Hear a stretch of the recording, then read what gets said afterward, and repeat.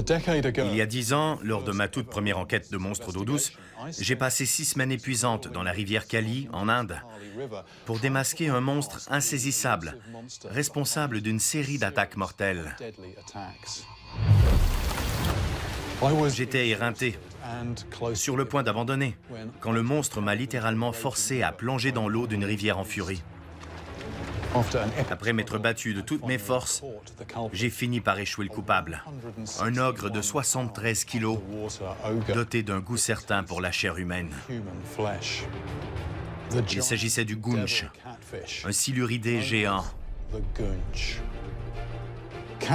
La capture de ce poisson monstrueux a lancé à la fois ma carrière et la série Monstres d'eau douce. Depuis ce temps-là, les rives de la rivière Kali se sont urbanisées et le développement humain l'a endommagée. Elle est désormais si polluée qu'à certains endroits, elle représente un risque sanitaire. J'ai longtemps craint que le gunch ait disparu pour de bon.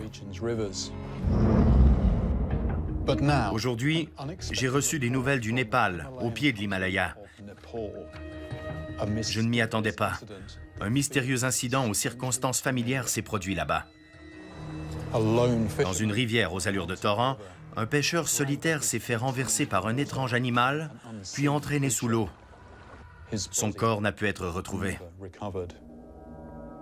Est-ce là l'œuvre du gunch? Je dois le découvrir. Je me rends en Asie, à 7250 km de chez moi, dans les contreforts du toit du monde. Mon enquête commence à la source du dernier témoignage. Il s'agit du colonel Mike Allen. Mike a servi 40 ans dans l'armée, chez les Gurkhas, et autant de temps à pêcher les rivières népalaises. Comme moi, les monstres qui les hantent le fascinent. On m'a parlé de poissons énormes, cachés dans de grandes fosses. Mike garde une oreille attentive quand on lui raconte des histoires, et il sait où le pauvre pêcheur a disparu. Il s'agit de la plus longue rivière du Népal, la Karnali. Je vais avoir du mal à me rendre sur place, et j'ai décidé d'engager un chauffeur expérimenté, Mahesh.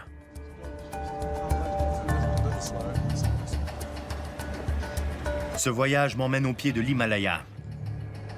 Les chutes de pierre et les glissements de terrain sont monnaie courante.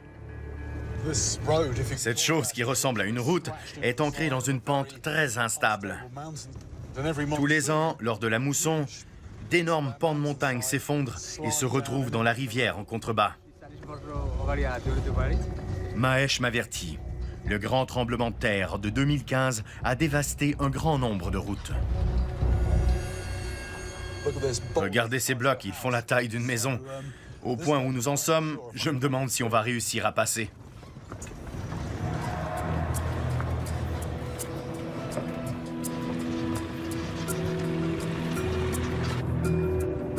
Nous arrivons enfin au village de Kino. C'est là que vivait le pêcheur disparu.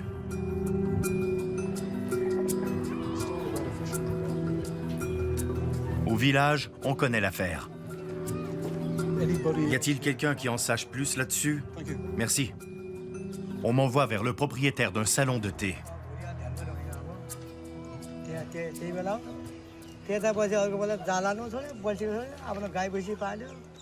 Nawal pêchait sur la Karnali avant. L'homme qui a disparu était son ami. Il accepte de me parler de ce qui s'est passé. Pouvez-vous m'expliquer ce qui est arrivé à votre ami? Ce qui s'est passé? Au fur et à mesure que je pose mes questions, je comprends peu à peu ce qui est arrivé. L'incident a eu lieu un peu en aval du village, à un endroit populaire parmi les pêcheurs. Ali, fort de nombreuses années d'expérience, pêchait à l'araignée, un filet qu'on lance dans l'eau peu profonde. La pêche n'était pas bonne ce matin-là. Et quand les autres pêcheurs ont renoncé, il a décidé de s'acharner. On ne l'a jamais revu.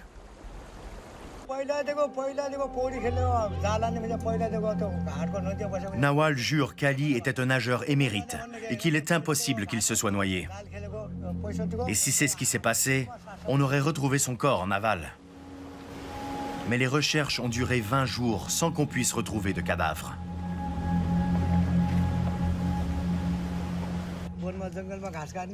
Les villageois en sont venus à une conclusion commune. Quelque chose s'est emparé d'Ali.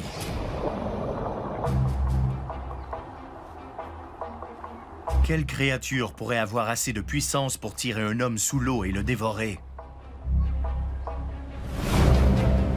Un gros spécimen de Gunch possède la force nécessaire pour se charger d'un cadavre. Mais j'ai du mal à l'imaginer s'en prendre à un homme qui se débat. Je ne dois pas sauter trop vite aux conclusions. Il faut que j'envisage la possibilité qu'un autre prédateur soit impliqué. Et les rivières du Népal abritent un autre candidat. Malheureusement, quand je pose des questions à ce sujet, les réponses ne sont pas celles que j'espère. Dans cette région du monde, quand on parle de gens qui disparaissent dans les rivières, et quand on évoque l'implication d'une grande créature aquatique, on en conclut immédiatement qu'il s'agit là de l'œuvre du crocodile. Sauf que les crocodiles sortent de temps en temps de l'eau et on les voit sur les berges se réchauffer au soleil. Ici, personne n'en voit. Je crois connaître la raison pour laquelle personne ne voit de crocodile par ici au bord de la Karnali. Ici, les rivières sont alimentées en eau par la fonte des glaciers. La température de l'eau est glaciale et elle affecte les animaux qui peuplent la rivière. L'eau de couleur grise, teintée par les rocs réduits en sédiments, me dit que l'eau de fonte des glaciers reste froide toute l'année.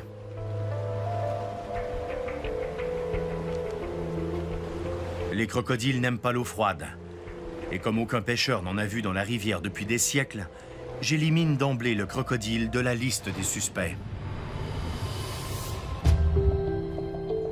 Il doit bien y avoir d'autres animaux assez forts pour saisir un homme et l'entraîner sous l'eau.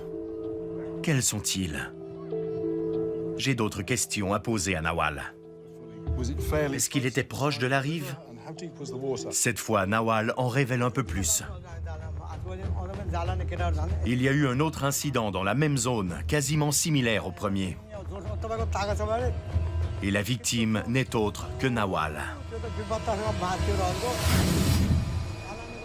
Il y a de cela quelques années, Nawal pêchait avec quelques amis. Il connaissait l'endroit pour y avoir déjà pêché. Soudain, un très gros animal se prend dans le filet de Nawal. Il essaie de s'y accrocher, mais il se fait emporter avec l'engin.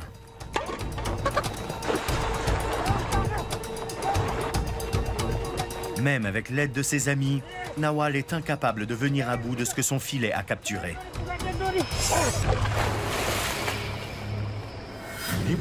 Il s'est fait tirer dans le courant sur une centaine de mètres. Et il n'a survécu que parce que d'autres personnes l'ont vu et se sont précipitées à sa rescousse. Ali, la première victime, n'a jamais reçu d'aide. Il pêchait seul. Pourquoi n'a-t-il pas lâché son filet?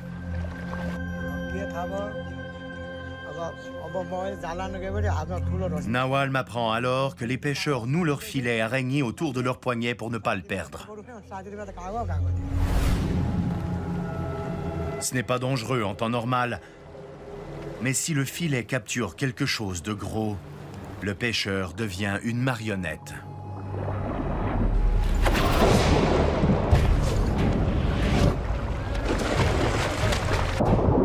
Nawal est certain que c'est ce qui est arrivé à Ali. Autre détail crucial, Nawal ne pêche plus. Après ce qui lui est arrivé, il en est resté traumatisé et il est devenu paysan. Il ne s'approche plus de l'eau. Ces deux histoires me rappellent ce que j'ai vécu en Inde il y a 10 ans. J'ai également été dépassé et forcé de nager dans la Kali.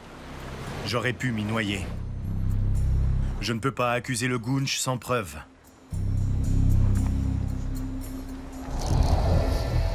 Il pourrait y avoir d'autres suspects sur la Karnali. C'est une grande rivière qui descend tout droit de l'Himalaya pour se jeter dans le Gange. Elle contient beaucoup de poissons et sans nul doute quelques surprises. Non, ça ne marche pas. Mais je connais des débuts difficiles. C'est mon second lancer et je viens de casser la ligne sur un obstacle au fond. C'est comme ça quand on pêche ce genre d'endroit, il faut s'y attendre. Mais bon, j'ai pas mal de matériel de rechange à portée de main. J'essaie pendant des heures et l'énervement commence à me gagner. Je suis en train de revoir mes espoirs à la baisse. Je ne le sens pas au fond de mes tripes. Je ne m'attends plus à grand-chose. Je n'ai pas cette impression qu'une touche pourrait survenir.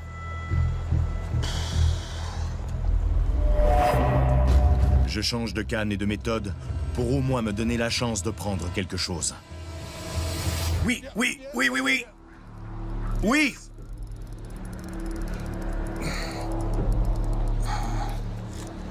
J'ai accroché quelque chose.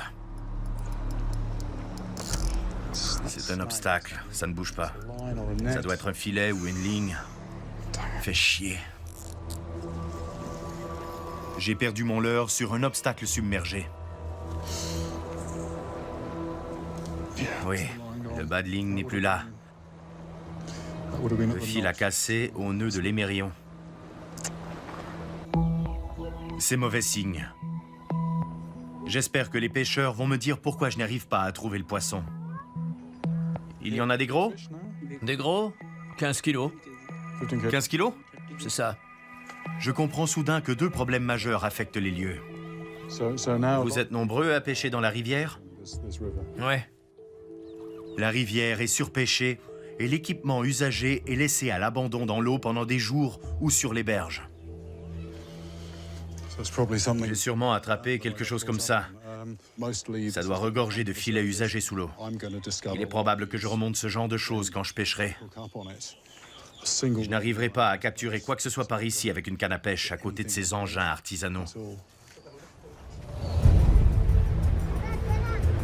Il me faut trouver une zone dépourvue de filets et de lignes de fond pour pêcher correctement. Un endroit où beaucoup moins de gens pêchent.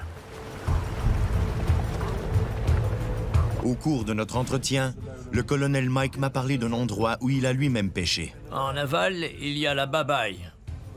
La rivière Babaï est isolée et difficile d'accès. Elle est donc moins fréquentée par les pêcheurs. Je l'observe d'un belvédère. La Babaï a l'air sauvage et peu habitée. La Carnalie m'a déçu et j'ai hâte de pêcher dans les eaux turbides de la Babaï.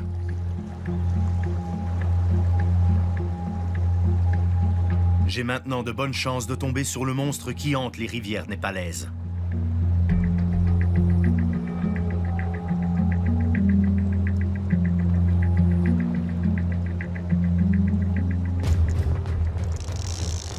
Oui, quelque chose tire. C'est parti. Oui, oui, oui, oui. Regardez, regardez.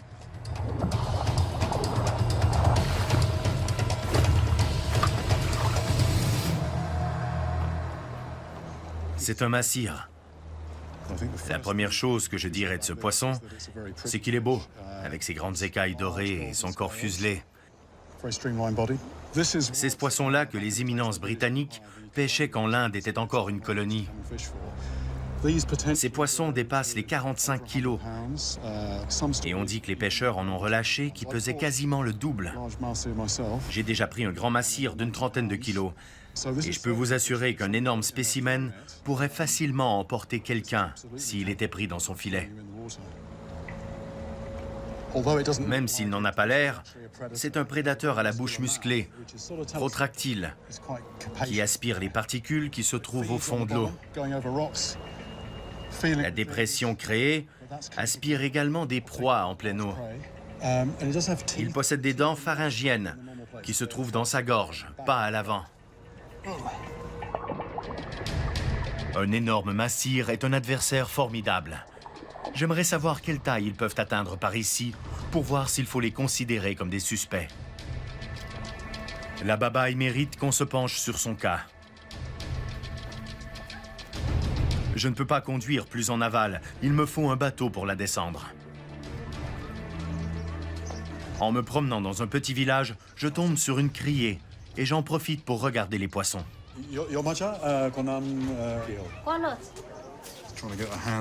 J'essaie d'avoir le nom des poissons. Celui-là, s'il vous plaît? Je suis sûr que c'est un gunch, mais il est petit. Elle dit qu'il devait faire 10 kilos à peu près. Donc, il a... Oui? Oui. C'est une trouvaille. Une vraie trouvaille. Apparemment, ce poisson se fait rare dans ces rivières, mais il est encore là.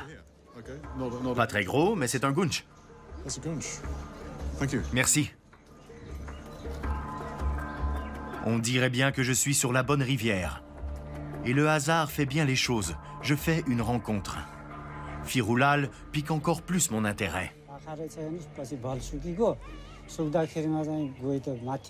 Son histoire est des plus remarquables.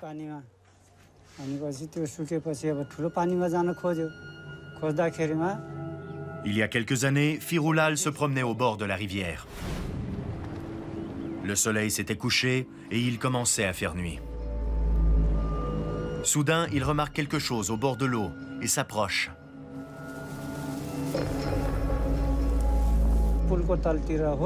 Il n'arrivait pas à voir de quel animal il s'agissait. Mais il était grand et à moitié immergé. Firulal s'imagina qu'il était mort. Il avait tort. Il a fallu qu'il s'arrache à son étreinte. C'était là. Vous avez des cicatrices? Des marques? Les cicatrices vont de l'épaule jusqu'au poignet. L'animal était énorme. Quand je lui demande par quel animal il a été attaqué, il me répond dans son dialecte qu'il s'agissait sûrement d'un crocodile. Mais quelque chose cloche. Si ça avait été un crocodile, soit il se serait fait arracher le bras, soit il n'aurait pas été là pour en parler. Ou alors, il aurait eu des trous monstrueux dans le bras. Et j'en ai vu des morsures de crocodile. Ça, c'est autre chose. Il faut que je découvre quel animal l'a attaqué. Firulal a vécu ce cauchemar en aval du village, dans un parc national où la présence humaine est proscrite. Il me faut une autorisation pour y aller. À l'accueil du parc, le ranger m'avertit des dangers potentiels de la babaye. L'eau arrivait au tablier du pont, au niveau de la route? Il y a 2 ans, la rivière a connu une crue dévastatrice. Peu de gens s'y sont risqués depuis. On m'affecte 2 guides pour m'aider à naviguer dans l'aval sans prendre de risques. Voici Gandhi et Katak.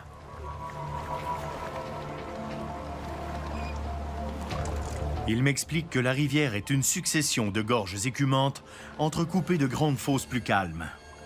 C'est là que je concentrerai ma pêche.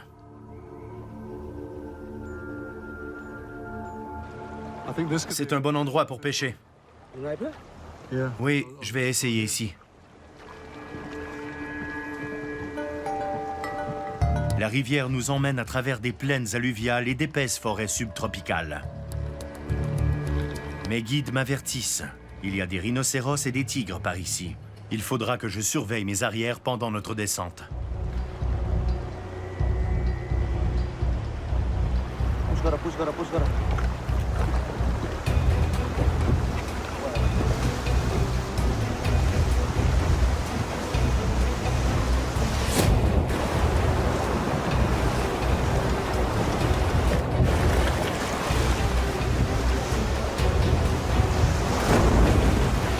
Gandhi et Katak, chaque descente de la babaye est une épreuve, car le cours de la rivière change constamment. La rivière connaît des crues tous les ans. Et tous les ans, son lit se refait. Parfois, les changements sont spectaculaires. La dernière grande crue a aussi changé la topographie des fosses et déplacé les poissons. Je vais avoir du mal à traquer les suspects. Ah oui, d'accord. J'ai hâte d'arriver à l'endroit où Firulal s'est fait attaquer. Mais mes guides me conseillent de m'arrêter pour la nuit.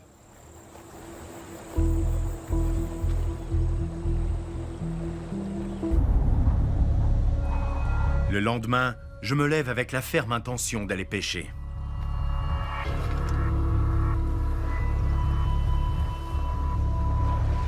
Qu'est-ce que c'est que ça?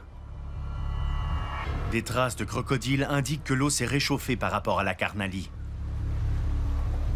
Les crocodiles peuvent donc être suspectés par ici. Cependant, les cicatrices de Firulal ne ressemblent pas à celles que laisse une attaque de crocodile. Elles ont été faites par un monstre à la mâchoire moins large. Comme un Lepizosté alligator, un poisson que je connais bien. J'ai réussi à mettre la main sur ce monstre préhistorique. Mais le Lepizosté ne peuple pas l'Asie. Il y a forcément autre chose dans l'eau.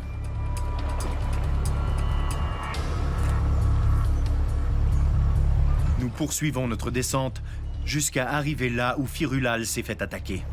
Oui, on va essayer de là. Il y a des tigres et des crocodiles sur les berges. Je reste dans le bateau.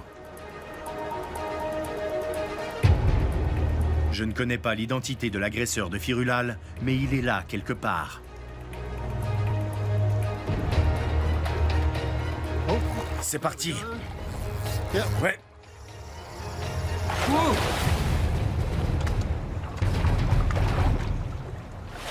Le voilà. Je n'ai pas d'épuisette, je vais devoir me débrouiller sans.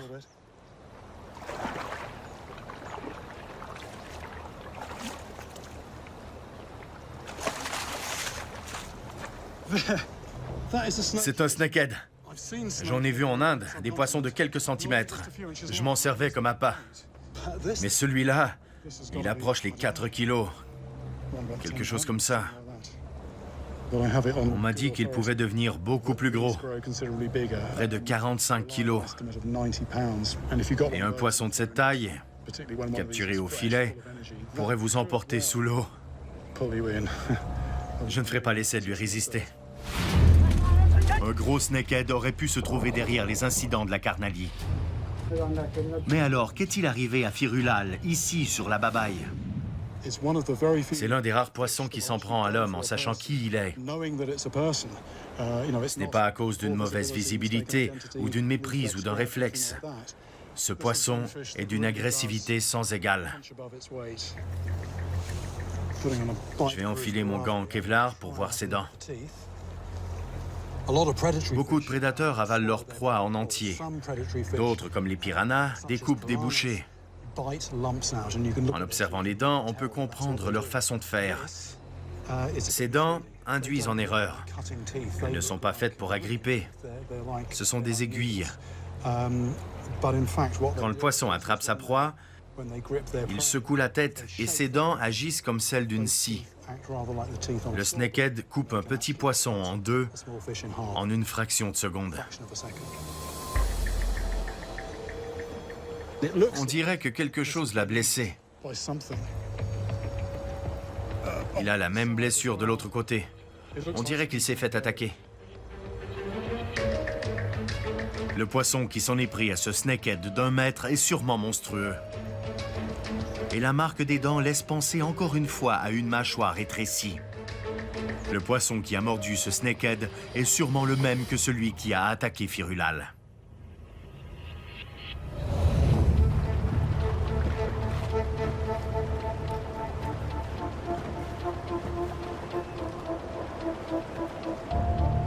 Nous descendons une demi-heure de plus quand je remarque soudain une silhouette sur la berge. Je décide d'aller voir.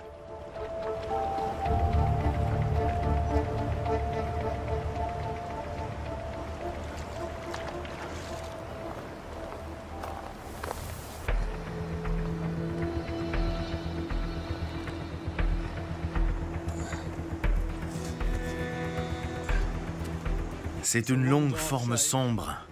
J'ai du mal à la voir de cette distance.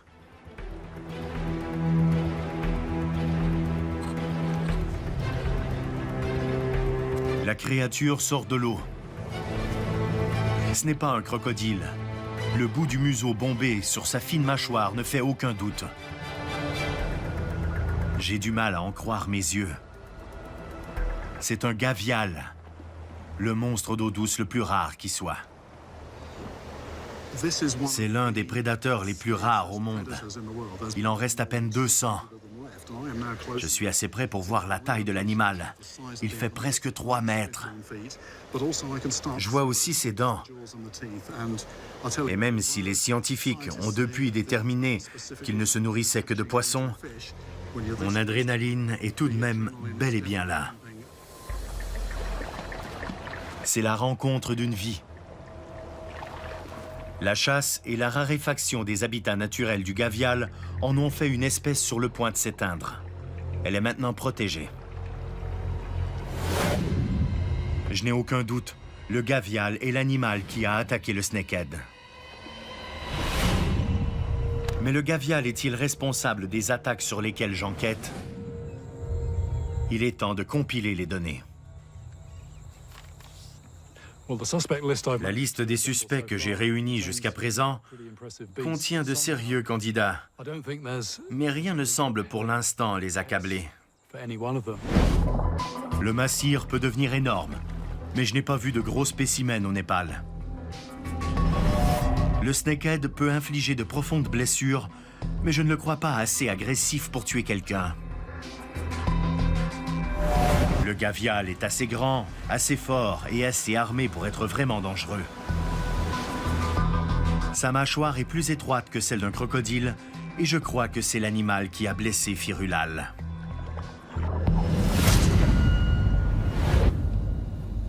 Alors, que s'est-il passé sur la Karnali? Dans notre cas, la température de l'eau est la clé de l'énigme. Elle est trop froide pour les crocodiles et le gavial ne peuple pas non plus la Karnali. J'ai essayé d'être ouvert d'esprit, mais tout semble indiquer que l'animal qui m'a attiré ici fait de nouveau parler de lui. C'est sûrement le monstre le plus mémorable de toute ma carrière de pêcheur. Le goonch. Le goonch m'a emporté de la berge où je me trouvais de la même façon qu'il a emporté Nawal. Et comme ce poisson apprécie la chair humaine, cela expliquerait pourquoi le corps d'Ali n'a jamais été retrouvé. Le goonch possède le mobile et les moyens, et je le sais capable du pire. Il est désormais mon principal suspect. Il y a 10 ans, j'ai passé 6 longues semaines à traquer un énorme goonch. Et ces animaux sont maintenant encore plus rares. Il va falloir étudier ça de près. Mon journal datant de la première expédition détaille la profondeur des fosses, le courant et les conditions qui ont mené à cette première capture. J'espère que ces connaissances gagnées à la dure me permettront de repérer le poisson par ici. Il faut une patience, une ténacité et une préparation hors du commun pour capturer un goonch. Il est un peu faisandé, mais c'est un avantage, car avec les poissons comme le goonch, ça les aide à trouver l'appât. Ils ne sont pas regardants sur la fraîcheur. Avec un peu de chance, l'affreuse odeur de mon appât décidera le goonch qui se montre parfois capricieux. Beaucoup de gens croient qu'il faut cacher l'hameçon. Alors on le fait, et quand vient le moment de ferrer, on ne le plante pas bien dans la bouche du poisson. Les pointes doivent dépasser. Je l'ai aussi ficelé comme un jambon en fermant la bouche pour éviter que les entrailles ne se dispersent. Je me suis servi de la ficelle de l'étiquette sur mes bagages. Ça a l'air de tenir. Il faut maintenant évaluer la profondeur de la fosse.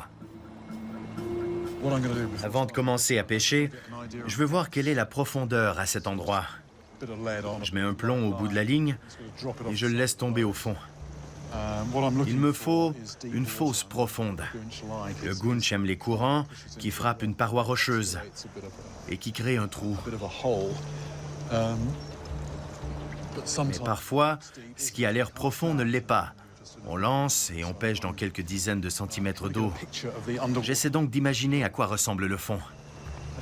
En fait, je vais commencer par ici. Il y a 1, 2, 3, 4 mètres. 4 mètres d'eau. C'est un bon endroit. C'est un bon endroit.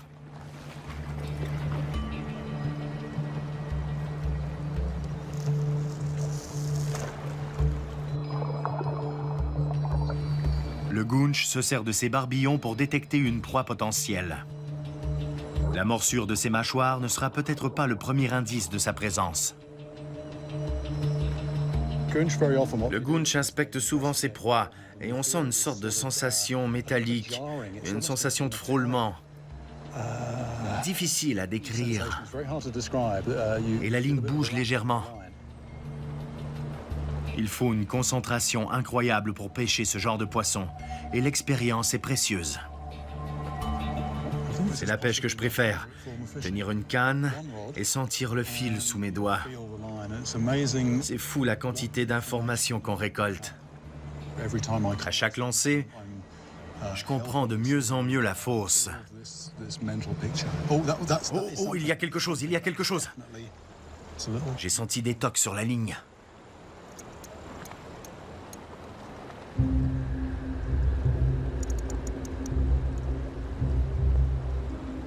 Mais ces tocs discrets sont la seule chose que ma ligne enregistre des heures durant.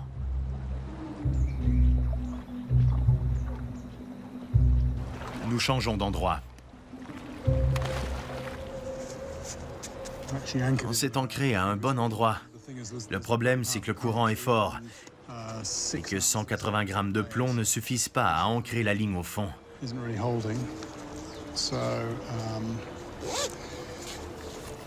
Je vais me servir de cette pierre. Je n'ai pas l'intention de la lancer, mais de la lâcher à côté du raft. L'idée, c'est qu'en cas d'accroc ou de touche, le brin cassant se rompe. Voilà l'appât, et la ligne passe dans cet émerillon.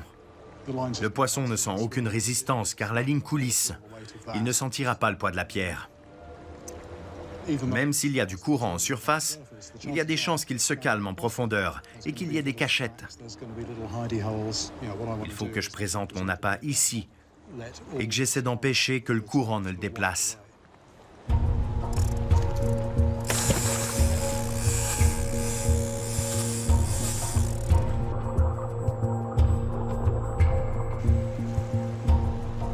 Je fais de mon mieux, mais je ne vois là aucun signe de poisson. Mais je sais que le goonch ne se capture pas en un jour.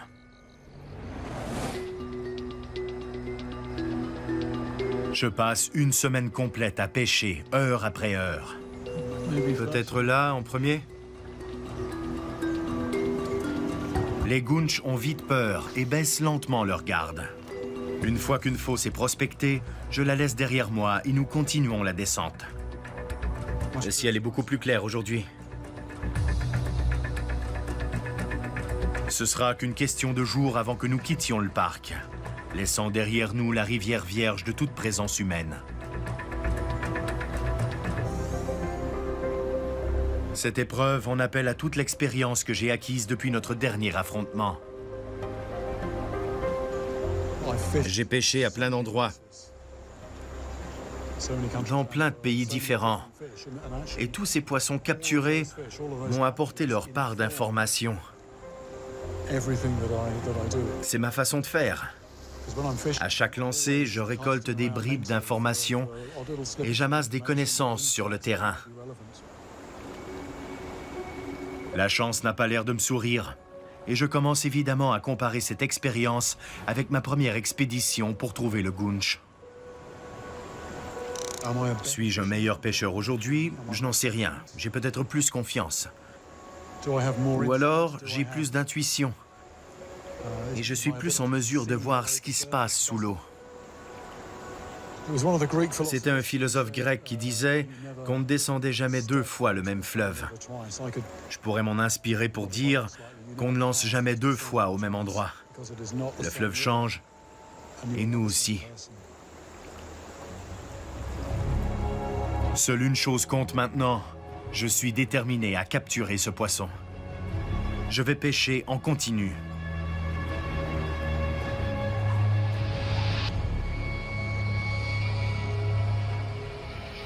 Les gavials chassent le jour. Le gounch décidera peut-être de chasser la nuit. Le poisson que je veux se cache là-dedans. J'essaie d'imaginer ce qu'il est en train de faire en ce moment. Il y a des chances qu'il ait déjà repéré mon appât. Quand on est un gros poisson rusé, on finit par se dire que c'est trop beau pour être vrai. Il y a un hic. Et les poissons le font souvent, je les ai vus faire. Ils vont réfléchir, on sent qu'ils pèsent le pour et le contre. C'est la faim contre la crainte. Et quand on fait les choses comme il faut, la crainte finit par s'envoler.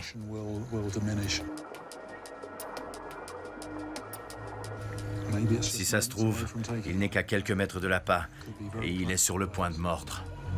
Oh oui! J'ai quelque chose. Je tiens quelque chose. Je vais le ramener. Ah, c'est une tortue.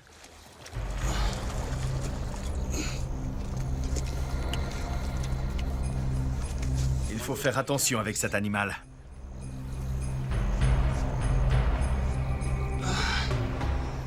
Je préférerais enfoncer ma jambe ou mon bras dans la gueule du gounch que l'approcher de la gueule de cet animal. Si vous vous faites mordre par une grosse tortue qui peut étirer son cou, ses mâchoires fortement musclées feraient une bouillie de votre main. Vous auriez une sale cicatrice. J'essaie d'ailleurs de mettre les mains hors de portée de sa bouche, parce qu'elles ne sont pas loin. Regardez, elle me regarde. Ce n'est pas l'animal que j'espérais, mais cette tortue ne me déçoit pas. Quand j'ai capturé mon énorme gounch, j'ai pris une tortue comme celle-là dans la même fosse. Celle-là pèse 3 ou 4 kilos. J'en ai eu une de 90 kilos. Une tortue, c'est bon signe. J'en ai besoin, car demain, c'est notre dernier jour dans le parc national. Ma dernière chance d'attraper un gounch. Mes guides me disent qu'il ne reste que 2 fosses avant que la rivière sorte du parc. Je pêcherai la première toute la matinée et la seconde en soirée.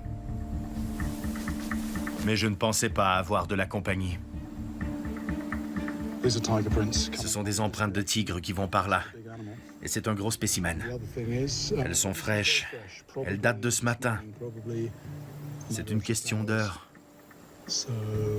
Avec toutes ces longues herbes, il est sûrement encore dans le coin.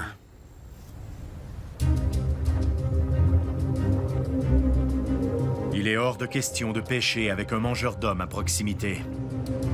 Nous descendons encore jusqu'à la seconde fosse. Je veux pêcher de ce rocher. Il me reste une dernière chance d'affronter le gounch.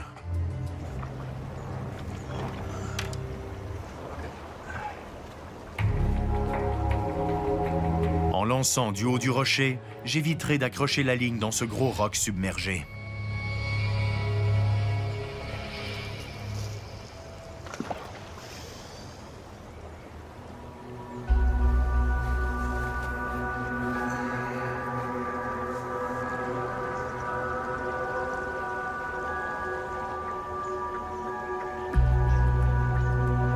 Les heures défilent.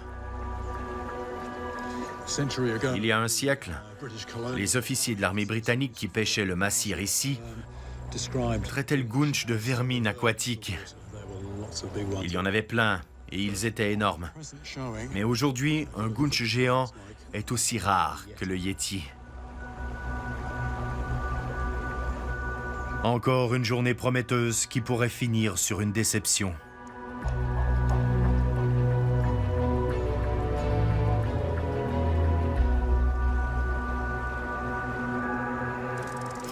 Oh, c'est parti. J'ai senti le fameux toc sur ma ligne.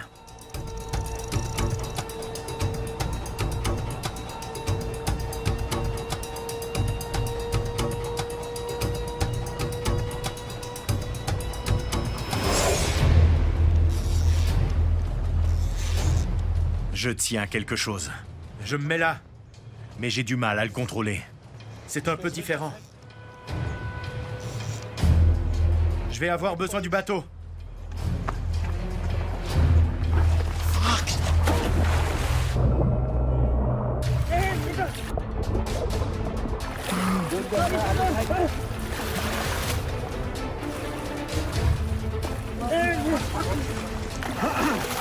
Le poisson est encore au bout, mais je risque de le perdre. C'est bon, je tiens. On y va. Le poisson s'est servi de cette diversion à son avantage et il s'est réfugié dans un obstacle. La ligne est derrière un rocher.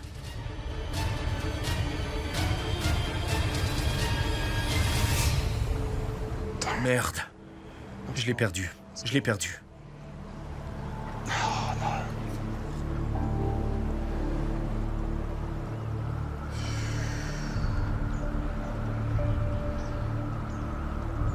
Je le tenais, mais il s'est trouvé un obstacle.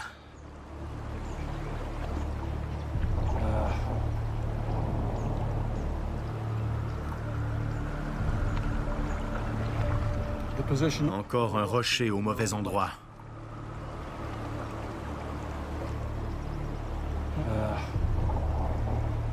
J'ai déjà vécu ça. Il est dans le courant. J'ai senti un toc sur ma ligne. Un énorme poisson qui me force à me mettre à l'eau. En dehors de mon élément, l'équilibre est précaire. Cette fois-là, j'avais gagné. Aujourd'hui, j'ai perdu.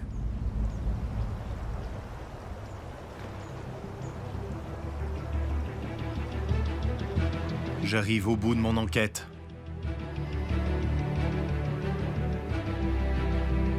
Je sais maintenant d'expérience qu'un Gunch s'en est pris à Nawal et à Ali.